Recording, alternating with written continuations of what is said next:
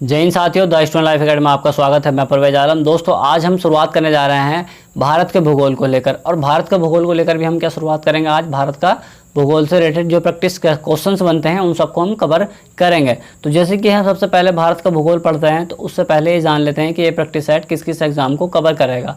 अगर इस एग्ज़ाम के बिहाफ पे देखा जाए तो सबसे पहले ये जितने भी हमारे ये यूपीएससी एग्ज़ाम कराती है इन सबको कवर करेगा, जैसे कि वीडियो हुआ, लेखपाल हुआ, और इसके बाद पैट का एग्ज़ाम हुआ, ये सब। इसके बाद यूपीपी मतलब कांस्टेबल का एग्ज़ाम, एसएससी जीडी, इसके बाद सीआईएसएफ हेड कांस्टेबल, मतलब जिसमें भी अगर जिसमें भी किसी भी एग्ज़ाम में अगर जीके से रिलेटेड क्वेश्चन बनते हैं तो उन सबको मेरे द्वारा कवर करा जाएगा। तो हम धीरे धीरे सब चीज़ों को कवर करेंगे, जल्दबाजी किसी में नहीं करनी है और आराम से ही अपना प्रैक्टिस क्वेश्चन लगाएं। तो यहाँ आज का जो हमारा पहला चैप्टर है, इस पहले चैप्टर में है भारत की अवस्थिति एवं विस्तार। कि सबसे पहले भारत की अवस्थिति कहाँ पर है, भारत का नाम कैसे हुआ, नाम कैसे पड़ा, इन सब के बारे में हम आज करेंगे कवर। तो सबसे पहले आज जो हमारे क्वेश्चंस होंगे वो कितने होंगे, 30 क्वेश्चन हम कंप्लीट करेंगे और इसी में देखना आपका स्कोर कितना बनता है। जैसे कि मैंने ऑफलाइन में बच्चों को पढ़ाया है, तो वो ऑफलाइन वाले बच्चे तो इस प्रैक्टिस सेट को जरूर ही करें, क्योंकि मैंने सब चीज़ें उन्हें अच्छे तरीके से कवर कराई हैं। और यहाँ से एक भी क्वेश्चन आपका बाहर जाता है तो मुझसे कॉन्टैक्ट कर सकते हैं जितने भी ऑफलाइन वाले बच्चे हैं। इसके बाद सबसे पहले आपको ये बात में ध्यान रखनी चाहिए कि आपको एक नोटबुक लेकर बैठना है और नोटबुक लेकर बैठ के आपको क्या करना है, उसमें 30 क्वेश्चन काउंट करने हैं। मतलब 1 2 3 4 5 इस तरीके से 30 के 30 काउंट करने हैं। अब जैसे आप क्वेश्चन ए का बी लगाते हो या सी लगाते हो तो अपनी कॉपी में नोट करें, फिर देखें कि आपका राइट जाता है या रॉन्ग जाता है। इससे आपको चलेगा पता कि मेरे कितने क्वेश्चन ठीक बैठते हैं और कितने गलत बैठते हैं। तो आपको यहाँ पर जो हमारा प्रैक्टिस करने का तरीका होगा, यहाँ पर आपको एक क्या मिलेगा, साइड में एक स्लाइड मिलेगी। स्लाइड का मतलब होता है एक क्वेश्चन मिलेगा और क्वेश्चन के 4 विकल्प मिलेंगे। उस विकल्प में से आपको एक चुनना है और जो भी आपको ठीक लगता है वो अपनी नोटबुक में नोट करके चलें। फिर लास्ट में मुझे अपना स्कोर बता सकते हैं कमेंट के माध्यम से। तो सबसे पहले क्वेश्चन आपकी स्क्रीन पर ये रहा। इस क्वेश्चन को ध्यान से देखिए और जल्दबाजी कभी नहीं करनी चाहिए। किसी भी क्वेश्चन को पहले 1-2 बार रीड कर लेना चाहिए, उसके बाद ही आंसर देना चाहिए। और यहाँ पर क्वेश्चन तो हम बताएंगे साथ में, अगर विकल्प जो आते हैं उन विकल्प से अगर कोई क्वेश्चन बनते हैं तो उनको भी हम साथ में लेके चलेंगे। तो सबसे पहला क्वेश्चन ये रहा। पहला क्वेश्चन में दे रखा है, प्राचीन भारतीय भौगोलिक मान्यताओं के अनुसार भारतवर्ष किस द्वीप का अंग था। तो भारतवर्ष किस द्वीप का अंग था ये बताना है आपको देख के। तो सबसे पहले दे रखा ऑप्शन में पुष्कर द्वीप, दूसरा जम्मू द्वीप, कांच द्वीप, उसके बाद कुसुम द्वीप। तो इसके बाद यहाँ पर आपको ध्यान से देखना और ध्यान से देखने के बाद आप बताइए इसका राइट आंसर क्या हो जाएगा। तो इसका राइट आंसर जो हो जाएगा वो बी हो जाएगा। बी मतलब जम्मू द्वीप हम उसे पहले कहते थे। इसके बाद हम बात करते हैं सेकंड क्वेश्चन। सेकंड क्वेश्चन को आप ध्यान से देखिए। तो एक बात और है, थोड़ा स्पीड से चलना पड़ेगा। थोड़ा स्पीड से चलोगे तभी आप एग्जाम में स्कोर कर पाओगे, वरना उलझ के रह जाओगे। जीएस ये आपको काफ़ी समय ले जाएगी, जीएस जो कि कम समय में हमें करनी चाहिए। इसके बाद देखा आप यहाँ पर, सर्वप्रथम इंडिया शब्द का प्रयोग भारत के लिए किस भाषा में किया गया था। तो इंडिया शब्द का प्रयोग भाषा में कौन सी ऐसी भाषा थी इसमें सबसे पहले हमने इंडिया शब्द का इस्तेमाल किया था। तो यहाँ पर देखिए उर्दू नहीं हो सकता। इसके बाद ग्रीक, फारसी और अरबी, इन तीनों में से बताइए कि राइट आंसर क्या हो जाएगा। ध्यान से देखिए, इंडिया शब्द मतलब इंग्लिश से जुड़ा हुआ है, थोड़ा सा इंग्लिश का लग रहा है सुनने में।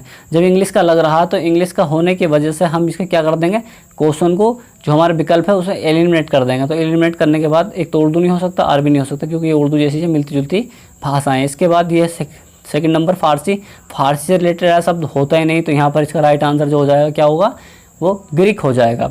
इसके बाद थर्ड क्वेश्चन को आप ध्यान से देखिए और बताइए, भारत की मुख्य भूमि की दक्षिणी सीमा क्या है। तो भारत की दक्षिणी सीमा थी, मान लो भारत को अगर इस तरीके से डिवाइड कर दिया जाए तो सबसे नीचे का जो क्षेत्र है वो कितने डिग्री पे है ये बताना है आपको।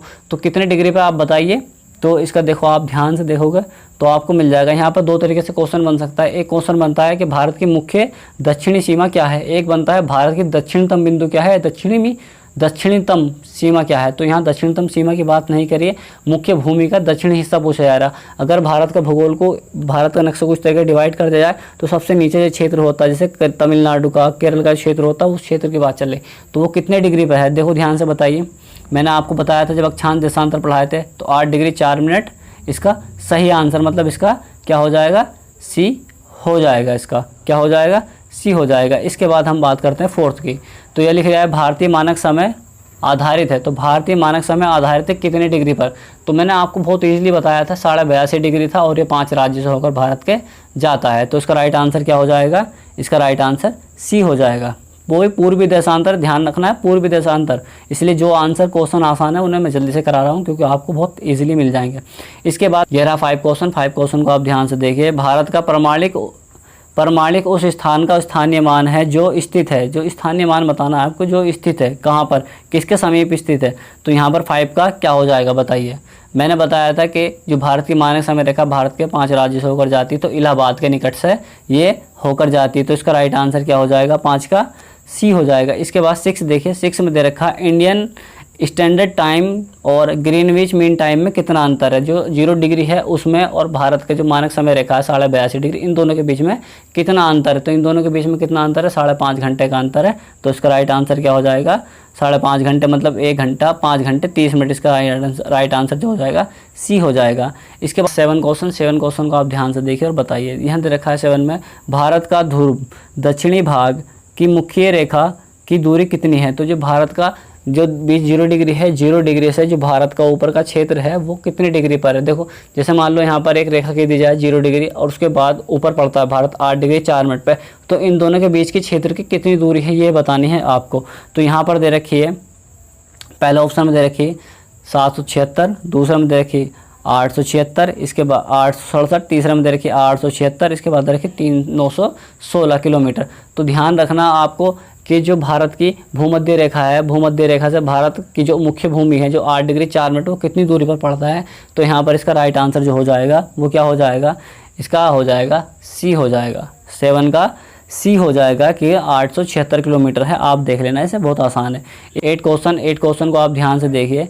भारत की स्थलीय सीमा की लंबाई कितनी है। जो स्थलीय सीमा, जो स्थल की सीमा है उसकी लंबाई बतानी है आपको, तो वो कितनी है। तो इसका राइट आंसर जो हो जाएगा, स्थलीय सीमा मैंने आपको बताई थी वो क्या है, 15,200 इसकी राइट आंसर, मतलब इसका डी राइट आंसर हो जाएगा। 8 का क्या है, डी हो जाएगा। इसके बाद देखिए 9, जल्दबाजी मत कीजिए, आराम के साथ पढ़िए, ठीक है। वीडियो को रोक कर देखिए, कोई दिक्कत नहीं है, क्योंकि मुझे वीडियो लंबी नहीं बनानी इसलिए मुझे थोड़ा तेज़ चलना पड़ता है, लेकिन आप अपने हिसाब से दीजिए, ठीक है। आप हो सके तो वीडियो को स्लो कर लीजिए, कोई फ़र्क नहीं पड़ता, लेकिन आपको सही जवाब निकालने हैं। कोशिश करिए कि क्वेश्चन पढ़ने के बाद हमें कोशिश ये कीजिए, क्वेश्चन पढ़ने के बाद हमें उसके विकल्प हटाने हैं, पहले विकल्प हटाने कोशिश करनी सबसे ज़्यादा ये। इसके बाद ये दे रखा है 9 क्वेश्चन को आप ध्यान से देखिए। ये द्वीपों सहित भारत की तट रेखा की लंबाई कितनी है। द्वीपों सहित मतलब अंडमान निकोबार द्वीप समूह और इसके बाद लक्षद्वीप, इन सबको जोड़ा जाए तो इन टोटल इनकी लंबाई कितनी है। तो यहाँ पर इसका आपको आंसर देना है, क्या है बताइए। इसका राइट आंसर पहला ऑप्शन में दे रखा है 6100, दूसरा में दे रखा है 6200, तीसरा में दे रखा है 7516.5 किलोमीटर, इसके बाद दे रखा है 8000 किलोमीटर। तो बताइए दोनों ध्यान से। तो इसका राइट आंसर जो हो जाएगा 9 का सी हो जाएगा, 7516.5 किलोमीटर है।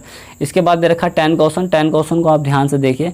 भारत की उत्तर से दक्षिण की लंबाई, मतलब भारत का नक्शा क्रिएट कर दिया जाए तो जो ऊपरी क्षेत्र होता है नॉर्थ वाला और दक्षिण वाला, इन दोनों के बीच की क्षेत्र की हमें दूरी बतानी है वो कितनी है। तो मैंने आपको बताई थी, बहुत आसान है, कितनी बताई थी, 32-14 बताई थी, कितनी 32-14 किलोमीटर बताई थी। तो इसका राइट आंसर क्या हो जाएगा, 32-14 देखिए किस में है, 32-14 हमारा बी में है। तो 10 का क्या हो जाएगा, बी हो जाएगा। इसके बाद 11th की बात करी जाए, 11th को आप ध्यान से देखिए। और एक और बात है, इसकी तो आपको लंबाई चल गई पता, तो इसके बाद आपको इधर वाली लंबाई पता होगी। लंबाई आपको जो पता है उसे कमेंट में मुझे बताइए। इसके बाद देखिए 11th में दे रखा है भारत की पूर्व से पश्चिम तक की लंबाई। तो पूर्व से पश्चिम तक की लंबाई वही बात होगी जो मैंने पीछे बताई थी कि हम उत्तर से दक्षिण का विस्तार कितना था, 32-14 था, और यहाँ से पूर्व से पश्चिम का विस्तार देखा जाए, पूर्व से पश्चिम का विस्तार देखा जाए तो उसकी लंबाई कितनी है ये बतानी है आपको। तो मैंने बताई थी आपको, देखिए ध्यान से, क्या है, कोशिश कीजिए, बहुत आसान है। इसका राइट आंसर क्या हो जाएगा, ए हो जाएगा 29-33 इसके राइट आंसर है। इसका 29-33 इसका राइट आंसर, 29-33 का राइट आंसर है। तो 11 का क्या हो जाएगा, ए हो जाएगा, 11 का ए हो जाएगा। इसके बाद देखो 12 में दे रखा है भारत की तटरेखा की लंबाई। तो तटरेखा जो नीचे वाली क्षेत्र है, नीचे वाला जो तटरेखा से लगा हुआ है उसकी आपको लंबाई बतानी है। तटरेखा की लंबाई बताई थी मैंने आपको, क्या बताई थी बताइए, कोशिश कीजिए। तटरेखा की लंबाई क्या थी, 6100 किलोमीटर। कितनी है, 6100 किलोमीटर इसकी कुल तटरेखा की लंबाई है। तटरेखा का मतलब गुजरात से शुरुआत करेंगे और कहाँ तक जाएंगे, पश्चिम बंगाल तक होते हुए जाएंगे। तो इस टोटल की लंबाई काउंट करी जाए तो कितनी है, 6100 किलोमीटर। इसके बाद ये रहा 13 को आप ध्यान से देखिए। भारत का क्षेत्रफल विश्व के कुल भौगोलिक क्षेत्र का कितना प्रतिशत है? तो आप सभी जानते हैं 2.4%।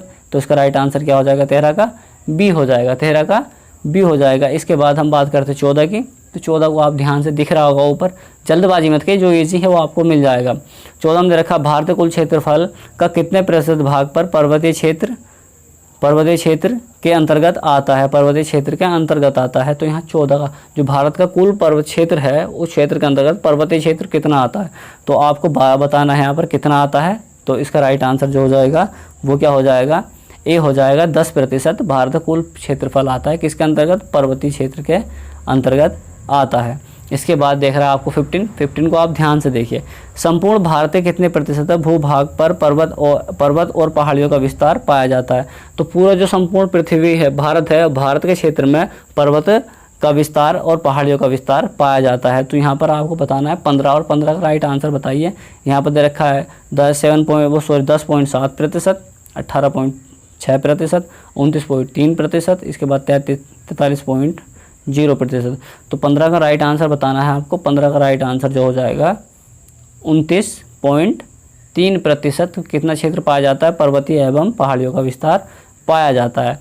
ये मैंने पढ़ाया था आपको कहाँ पर? भारत का प्राकृतिक विभाजन में। इसके बाद ये रहा 16 और 16 को ध्यान से देखिए। संपूर्ण भारत के कितने प्रतिशत भूभाग पर पठार का विस्तार पाया जाता है? देखो वहाँ पर मैंने बताया था आपको, सबसे पहले हिमालय क्षेत्र पढ़ाया था, फिर भारत का दक्षिण का पठार पढ़ाया था, प्रायद्वीप भारत का पठार, उसके बीच में इन दोनों के बीच का क्षेत्र क्या कहलाता है हमारा? ये भारत का विशाल मैदान कहलाता है। इसके बाद तटीय क्षेत्र पढ़ाए थे, तो आपको याद आ रहा होगा। तो यहाँ पर 16 और 16 में दे रखा है भारत के संपूर्ण भारत के कितने प्रतिशत भूभाग पर पठार का विस्तार पाया जाता है? तो यहाँ पर 16 और 16 का राइट आंसर क्या हो जाएगा? 16 का राइट आंसर जो हो जाएगा वो सी हो जाएगा। यहाँ पर सी हो जाएगा। सी का मतलब है 27.7%। अगर याद ना हो तो इसे पॉइंट बना के लिख लेना। इसके बाद दे रखा है 17 को आप ध्यान से देखिए। संपूर्ण भारत के कितने प्रतिशत भूभाग पर मैदान का विस्तार पाया जाता है? तो मैदान का विस्तार कितने प्रतिशत पाया जाता है? तो आपको इसका राइट बताना है आंसर। अगर यह नहीं पता तो समझ लीजिए आपको कुछ नहीं पता। कोशिश कीजिए इसका राइट आंसर क्या है। इसका राइट आंसर बताइए 17 का। 17 का राइट आंसर जो हो जाएगा वो डी हो जाएगा, 43%। इसके बाद रखा है 18 को आप ध्यान से देखिए कि भारत का प्रादेशिक जल सीमा समुद्री तट से कितनी समुद्री मील की दूरी पर है? तो समुद्री मील की दूरी बताई थी मैंने आपको। सबसे पहले मैंने बताया था यहाँ पर 3 समुद्री सीमाएँ लगती हैं। सबसे पहले प्रादेशिक समुद्री सीमा, सबसे पहले प्रादेशिक समुद्री सीमा, इसके बाद बताई थी मैंने कौन सी? संलग्न आर्थिक क्षेत्र, इसके बाद बताई थी अनन्य आर्थिक क्षेत्र। प्रादेशिक सीमा जो लगती है 12 किलोमीटर लगती है।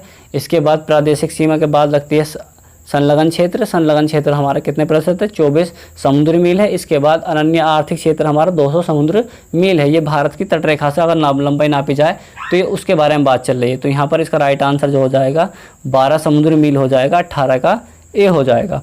इसके बाद अगर ये रहा 19वां को ध्यान से देखिए। आप बताइए इसका राइट आंसर क्या है? भारत का संलग्न क्षेत्र प्रादेशिक जल सीमा के आगे कितने समुद्र मील की दूरी पर है? तो कितनी समुद्र मील की दूरी पर है मैंने अभी आपको बताया था। तो इसका राइट आंसर जो हो जाएगा वो बी हो जाएगा। पहला बताया 12 और 12 में क्या बताया था? प्रादेशिक, दूसरे में संलग्न क्षेत्र, तीसरे में अनन्य आर्थिक क्षेत्र, वो 200 समुद्र मील है। तो नेक्स्ट क्वेश्चन आपको स्क्रीन पर दिख रहा होगा 20। तो 20 में पूछा गया है एक एकांतीय आर्थिक क्षेत्र मतलब EEZ एक्सक्लूसिव इकोनॉमिक्स जोन संलग्न क्षेत्र के आगे कितनी समुद्र मील की दूरी पर है? तो 200 समुद्र मील की दूरी पर है। इसका राइट आंसर जो हो जाएगा बी हो जाएगा, 20 का बी हो जाएगा। इसके बाद 21 में दे रखा है भारत के कितने राज्य समुद्री सीमा के किनारे पर हैं? समुद्री सीमा के किनारे पर है। तो इसका राइट आंसर आपको बताना है। यूपीपी से 2014 में पूछा गया था। तो कितने राज्य हैं जो समुद्री सीमा पर हैं? तो इसका राइट आंसर बताइए 21 और 21 का राइट आंसर जो हो जाएगा वो सी हो जाएगा, 9 राज्य हैं। इसके बाद यहाँ पर देखिए आप 22 में दे रखा है भारत की सबसे लंबी तटरेखा वाला राज्य कौन सा है? तो सबसे तट लंबी रेखा वाला राज्य मैंने आपको बताया था। मैंने एग्जाम में कोई क्लास में भी इस क्वेश्चन को डिस्कस किया था। तो इसका राइट आंसर क्या हो जाएगा? सी हो जाएगा, गुजरात। दूसरा नंबर बताया था मैंने आंध्र प्रदेश। इस तरीके से मैंने याद भी करवाया था आपको। तो MPP से 2014 में पूछा गया ये क्वेश्चन।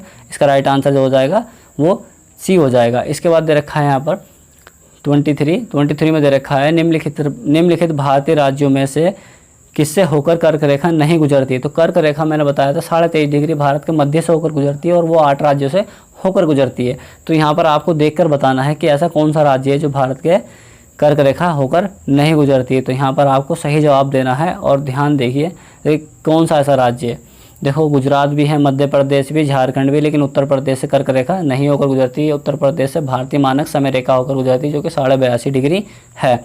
इसके बाद दे रखा है 24 में आप दे रखा है कौन सी अक्षांश रेखा भारत के मध्य से होकर गुजरती है। तो मध्य से होकर गुजरती है कौन सी अक्षांश रेखा थी बताइए। अगर ये ना पता ना तो आपको डूब के मर जाना चाहिए। ये कौन सी थी? कर्क रेखा थी। और कर्क रेखा किस में ढूंढ लीजिए आप, ए 24 के एक, इसका राइट आंसर हो जाएगा। इसके बाद यहाँ पर एक और क्वेश्चन है, कौन सा है? 25 में दे रखा है कर्क रेखा भारत के कितने राज्यों से होकर गुजरती है। तो कितने राज्यों से होकर गुजरती है मैंने पीछे बताया था, कितने? 8 राज्यों से होकर गुजरती है। इसका राइट आंसर क्या हो जाएगा? इसका राइट आंसर डी हो जाएगा। इसके बाद दे रखा है 26 को आप ध्यान से देखिए, निम्नलिखित में से किस राज्य से होकर कर्क रेखा नहीं गुजरती है। तो कौन सा ऐसा राज्य है जिससे कर्क रेखा होकर नहीं गुजरती है? सिर्फ एक ही राज्य आपको समझ में आ रहा है, गुजरात भी है, राजस्थान भी है, पश्चिम बंगाल भी है, बस एक ही है, कौन सा? उड़ीसा। तो उसका राइट आंसर क्या हो जाएगा? ए हो जाएगा। इसके बाद दे रखा है 27 में दे रखा है भारत का वह राज्य जिससे कर्क रेखा गुजरती है। तो यहाँ पर अब आपको ध्यान देना है कि कर्क रेखा अब गुजरती है, ये ध्यान में रखना है कि नहीं पूछता है कर्क रेखा किससे नहीं होकर गुजरती है। 2 बार ऐसी क्वेश्चन पूछा गया, यहाँ पर दे रखा है कर्क रेखा किससे होकर गुजरती है। तो ध्यान दीजिए, बताओ जम्मू कश्मीर है, उत्तरी ऊपर वाले क्षेत्र में है, नहीं हो सकता। इसके बाद हिमाचल प्रदेश ऊपरी क्षेत्र में नहीं हो सकता। इसके बाद बिहार है या नहीं है? बिहार नहीं हो सकता क्योंकि उत्तर प्रदेश से सटा हुआ है और उत्तर प्रदेश भी इससे नहीं लगता है। इसके बाद कौन सा क्वेश्चन बचता है लास्ट वाला, यहाँ पर क्या बचता है? झारखंड बचता है। तो झारखंड से होकर गुजरती है और झारखंड के कर्क रेखा मतलब रांची इसकी राजधानी है। और एक क्वेश्चन इस तरीके से आ सकता है कि कर्क रेखा भारत के ऐसी भारतीय कौन सी राजधानी है जो कर्क रेखा पर अवस्थित है। तो कर्क रेखा पर कौन सी राजधानी अवस्थित? रांची अवस्थित है। इसके बाद दे रखा है 28 में दे रखा है भारत की मुख्य भूमिका दक्षिणी नोक है। दक्षिणी नोक कौन सी है? सबसे दक्षिणी नोक बतानी है आपको, कैप कमोरियन है। इसके बाद रखा है इंदिरा पॉइंट है। उसके बाद बताना है आपको क्या है इसका। तो 28 और 28 का आपको ध्यान से देखिए, तो आपको देखना है कन्याकुमारी को क्या कहते हैं? हम कैप कमोरियन कहते हैं। तो इसका राइट आंसर क्या हो जाएगा? वो हो जाएगा ए। इसके बाद दे रखा है 29 में दे रखा है भारत के दक्षिण में सबसे दूर स्थल कौन सा है। तो दूर स्थल सबसे कौन सा है बताइए। सबसे दक्षिण की बात चली 6 डिग्री पे है, 6 डिग्री 45 मिनट पर है। तो उसका राइट आंसर क्या हो जाएगा? इंदिरा पॉइंट हो जाएगा। इंदिरा पॉइंट किस में है? 20C में। इसका राइट है 29 का सी हो जाएगा। इसके बाद 30, ये हमारा आज का लास्ट क्वेश्चन है। इस लास्ट क्वेश्चन के साथ ही आज की हमारा प्रैक्टिस कंप्लीट हो जाएगा। आई होप आपको समझ में आ रहा होगा किस किस तरीके से है। तो लास्ट है, इंदिरा पॉइंट का अन्य नाम क्या है? इंदिरा पॉइंट का अन्य नाम जो मैंने बताया था आपको, क्या बताया था? पर्चिन पॉइंट बताया था, पिग्मेलियन पॉइंट बताया था, या लाही चिंग बताया था, ये सभी। तो आप ध्यान से देखिए 30 और 30 का राइट आंसर जो हो जाएगा क्या? डी हो जाएगा। ये बिल्कुल सही है, लाही चिंग एक नया नाम है, इसे आपको ध्यान रखना। इंदिरा पॉइंट, पिग्मेलियन पॉइंट इसका सही नाम है। तो इसका राइट आंसर क्या हो जाएगा? डी। तो आप मुझे अपना कमेंट में स्कोर बता सकते हैं कितना हुआ। ऑफलाइन वालों के लिए तो बहुत आसान हो गया, अब आप तैयारी कर सकते हैं। अब जो नेक्स्ट वीडियो आएगी इसके बाद 30 क्वेश्चन और जितने बनते हैं उन सबको भी हम कवर